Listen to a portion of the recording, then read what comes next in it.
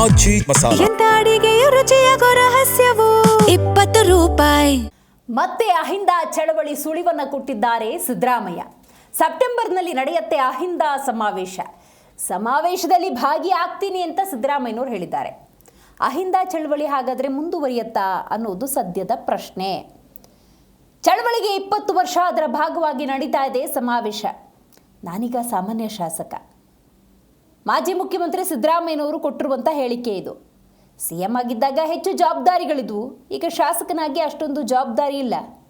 ಬೆಂಗಳೂರಿನಲ್ಲಿ ಮಾಜಿ ಮುಖ್ಯಮಂತ್ರಿ ಸಿದ್ದರಾಮಯ್ಯನವರು ಹಲವು ವಿಚಾರಗಳನ್ನು ಪ್ರಸ್ತಾಪ ಮಾಡಿದ್ದಾರೆ. ಅಹಿಂದ ಚಳವಳಿಯಲ್ಲಿ ಭಾಗಿಯಾಗುವ ಮೂಲಕ ಅಹಿಂದ ಚಳವಳಿಯ ಸುಳಿವನ್ನು ಈ ಮೂಲಕ ಕೊಟ್ಟಿದ್ದಾರೆ. ಜೊತೆಗೆ ಚಳವಳಿಗೆ 20 ವರ್ಷ ಆಗ್ತಾ ಇದೆ, ಅದರ ಭಾಗವಾಗಿ ನಡೀತಾ ಇರುವಂಥ ಸಮಾವೇಶ.